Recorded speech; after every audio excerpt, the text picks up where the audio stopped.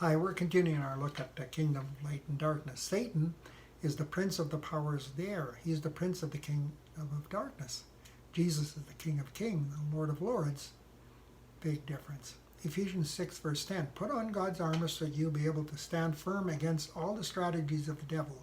For we're not fighting against flesh and blood enemies, but against evil rulers and authorities of the unseen world, against mighty powers in this dark world, and against evil spirits in heavenly places. Genesis 3 records the fall of Adam to the shrewdness of the serpent. Revelations 20 verse 2.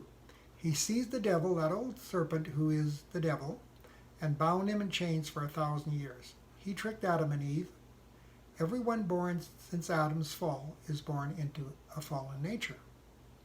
The way back to Genesis 1 verse 27. So God created human beings in his own image. In the image of God, he created them male and female. The way back to God's fellowship is through Jesus Christ. Revelation 3 verse 20. Look, I stand at the door and knock. If anyone hears my voice and opens the door, I will come in and will share a meal together as friends. John 1:51. You will see heaven open and angels of God going up and down on the Son of Man, who is Jesus, who is the stairway between heaven and earth. John 10 verse 9.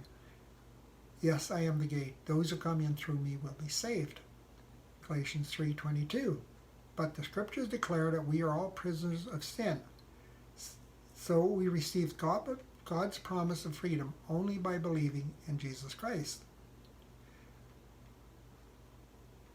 Freedom from the sin nature we inherited from Adam.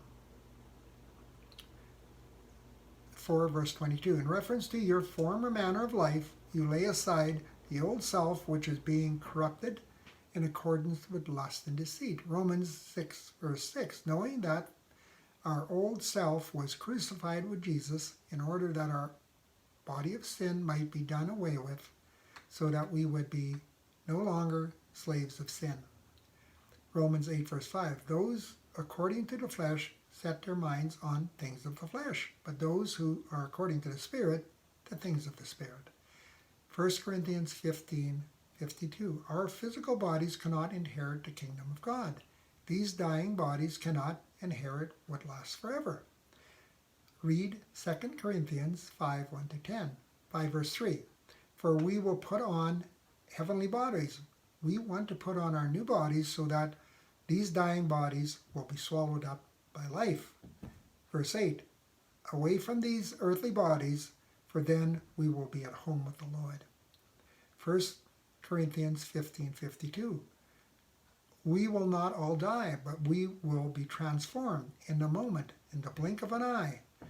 When the trumpet blasts, those who are died will rise to life again forever. And we who are living will be transformed into bodies that will last forever. Transformed into immortal bodies. Read 1 Thessalonians 4:15-8.